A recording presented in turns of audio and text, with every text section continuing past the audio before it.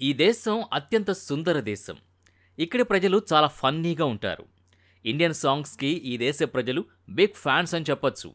ప్రపంచంలోనే అతిపెద్ద అడవి అయిన అమెజాన్ రెయిన్ ఫారెస్ట్ ఈ దేశంలోనే ఎక్కువ భాగం విస్తరించి ఉంది. ఎన్నో రకాల పురాతన కట్టడాలు ఈ దేశంలో ఉన్నాయి. ఇక్కడి రాజధాని సిటీలో ఉన్న ప్రతి ఒక్క వీధిలో ఒక మార్కెట్ అనేది ఉంటుంది. అందుకే ఇక్కడ రాత్రింబవళ్ళు ప్రజలు ఎక్కువ శాతం రోడ్ల మీదనే ఎక్కువగా మనకు కనిపిస్తారు. ఈ దేశంలో బీదరికం అనేది క్రమక్రమంగా పెరుగుతూ వస్తోంది. బీదరికం విపరీతంగా పెరుగుతుండడం వల్ల ఇక్కడి వారు ఒకటికి మించిన ఉద్యోగాలు చేయాల్సిన పరిస్థితి ఏర్పడుతోంది. అంతేకాక ఈ దేశంలోని కొంతమంది మహిళలు వ్యభిచారం కూడా చేస్తున్నారు. అయితే ఇలా చేయడం అన్నది ఈ దేశంలో పక్కా లీగల్. అయితే ఈ దేశంలో రాజధాని ప్రాంతం మరియు మిగతా ప్రాంతాలు పెద్ద ఎత్తున చాలా ఫాస్ట్గా అభివృద్ధి చెందుతున్నాయి. అభివృద్ధి అనేది పెద్ద ఎత్తున పరుగులు పెడుతుండడంతో ఈ దేశం ఇంకా చాలా అందంగా మారుతోంది. మనం ఇప్పటిదాకా మాట్లాడుకుంటున్న దేశం పేరు పెరు. మనం మ్యాప్లో కనుక చూసినట్టయితే సౌత్ అమెరికాకు పశ్చిమ దిశలో ఈ పెరు దేశం ఉంటుంది. మెజారిటీ దేశమంతా పరకాస్ మహాసముద్రం ఒడ్డున ఉంటుంది. పెరుకి ఉత్తర దిశలో ఈక్వెడార్ దేశం ఉంది. దక్షిణ దిశలో చిలీ మరియు బొలీవియా దేశాలు ఉన్నాయి. తూర్పు దిశలో పరకాస్ మహాసముద్రం ఉంది. ఈ దేశం చాలా విశాలమైన దేశం. పెరు దాదాపు 12,85,000 మిలియన్స్ స్క్వేర్ కిలోమీటర్లలో విస్తరించి ఉంది. ఇది ప్రపంచంలోకెల్లా 7వ అతిపెద్ద దేశమని చెప్పొచ్చు. అంతేకాక ఇక్కడ దాదాపు 3,42,00,000 మంది జనాభా నివసిస్తున్నారు. ఈ 3,42,00,000 మంది జనాభాలో 50% మంది పురుషులు కాగా మిగతా 50% మంది స్త్రీలు నివసిస్తున్నారు. పెరులో ఎక్కువ మంది క్రిస్టియన్ మతాన్ని పాటిస్తారు. అంటే ఇక్కడ ఉన్న జనాభాలో 80% మొత్తం క్రిస్టియన్ మతాన్ని అనుసరిస్తారు. మిగతా 10% మంది ఇతర మతాల్ని పాటిస్తారు. ఇంకో 10% మంది ఏ ధర్మాన్ని పాటించకుండా తటస్థంగా ఉంటారు.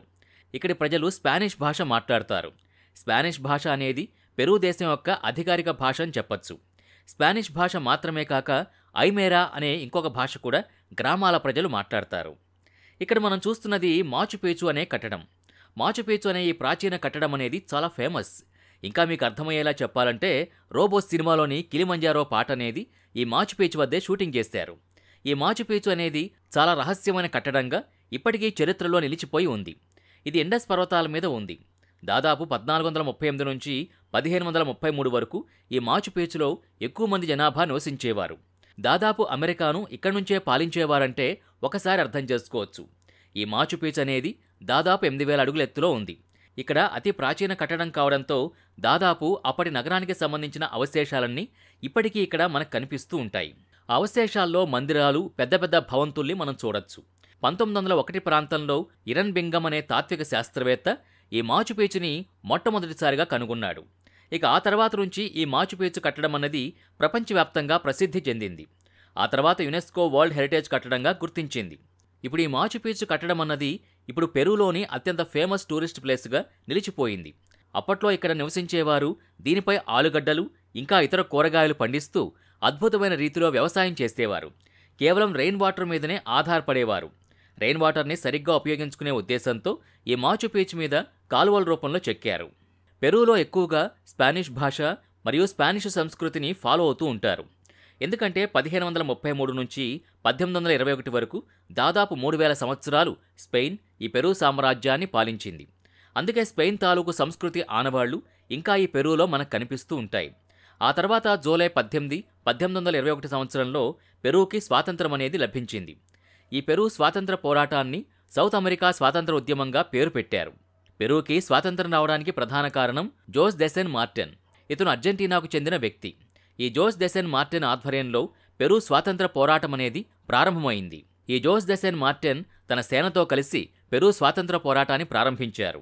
అలా 1821లో పెరుకి స్వాతంత్రం అనేది లభించింది. పెరులో చాలా అందమైన నగరాలున్నాయి. పెరులో ఉన్న చాలా అందమైన నగరాల గురించి మాట్లాడుకుంటే కనుక మొదటి స్థానంలో ఉండేది రాజధాని నగరం లిమా. లిమా నగరాన్ని స్పెయిన్ యొక్క రాజు ఫ్రాన్సిస్కో ఫిజారో 1535లో నిర్మించారు. అప్పట్లో ఈ సిటీని సిటీ ఆఫ్ కింగ్గా పిలిచేవారు. ఈ లిమా సిటీ అనేది చాలా అతి పురాతన కట్టడాలతో, అత్యంత ఎత్తైన భవనాలతో ఆర్థిక రాజధానిగా ప్రసిద్ధి పొందింది. ఈ లిమా సిటీ అనేది పరకాస్ మహాసముద్రం ఒడ్డున ఉండడం వల్ల ఈ సిటీ మరింత అందంగా కనిపిస్తుంది.